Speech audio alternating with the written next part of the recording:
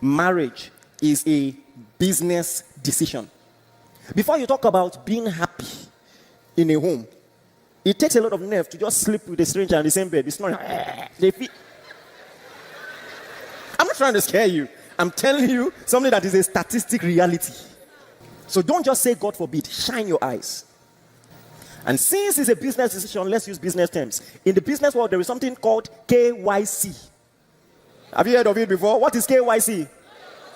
So in this case, KYP, know your partner. Don't sit across the table on a date asking stupid questions. Just saying foolish things. My view, your view, Jehovah overview. Your life may be in danger, my friend. Pull out your paper. Start the interview. Ask serious questions.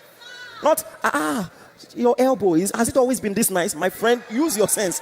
Ask sensible questions. Look at Luke chapter 14 from verse 28. For which of you intending to build a tower does not sit down first? I like this. It sounds very Nigerian. Please tell the person by the side, say sit down first. First sit down. You want to build a home? Sit down. Let's talk about this. Let's plan. Sit down first. You are too anxious, too worried. A lot of single people are trying to run into marriage. A lot of married people are trying to run out. Sit down first. Be calculative. Don't just let your emotions drive you. Even if you see an angel, you are allowed to ask questions. Biblically, you are allowed to ask, how can these things be? If in the spirit you see something impractical, illogical, you can ask. If an angel appears to a virgin and says you will have a child, you are allowed to ask, how can these things be? Seeing that I know not a man. You are allowed to ask questions, even in the spirit. So be moved by emotions, but use sense. Una de here. So the number 2 thing I want to mention. See, again, I'm not saying it's a deal breaker. I'm saying at least know. It is not love if you did not know. It's naivety. At least know. I want to know, is there any hereditary illness in your family? I just want to know. Listen, I believe in the healing power of God. I believe that there's no yoke that the Lord cannot break. I just want to know. I just want to know. I just want to know. Have you done any operation before? Any medical surgery? I just want to know. Have you done any medical surgery before? I just want to know. Next of kin, they give kidney. You don't know. You don't know. If that person's kidney should fail, you are the first person they will ask. So let's check if it matches. You think next of kin is just to inherit house? Kidney, they run, you see? If you dey high, pipe well.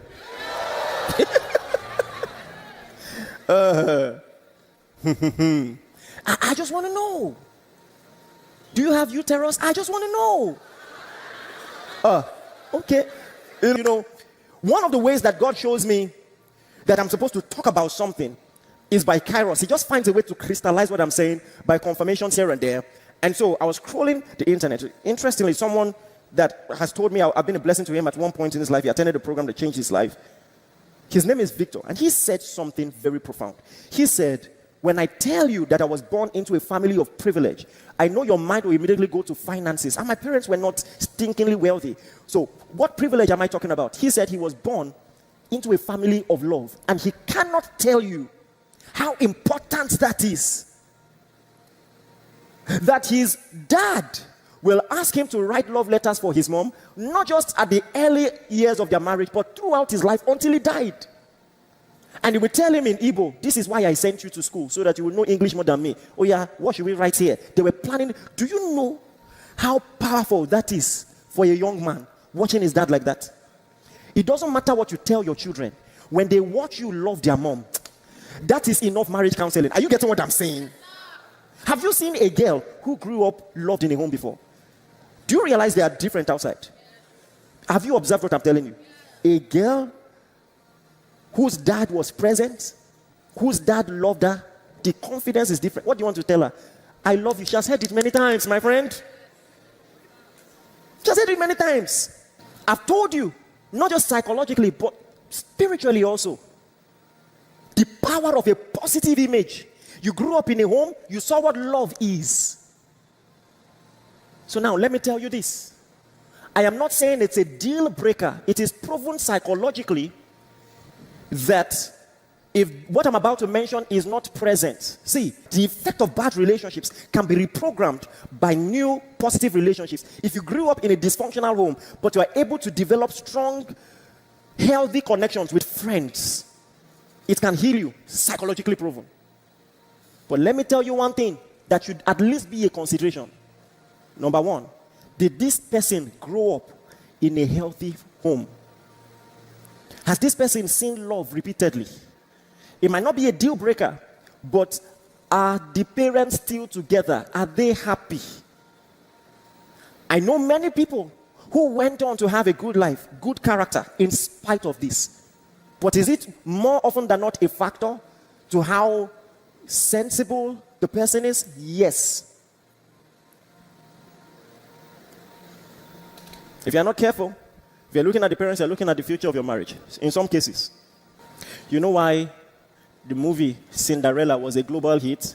It's because subconsciously we don't realize how relatable that is. It is also statistically proven. The number one indicator of domestic abuse in a home is that one of the parents is not a biological parent. I know your stepmom loved you. Thank God for your life.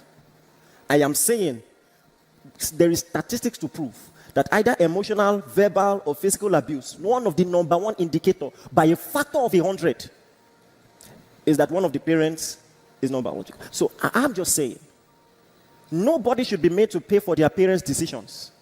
All right? And you also shouldn't be made to pay for it. So if the person didn't have all of that, at least has the person healed? Just heal before we have anything. Heal before we deal.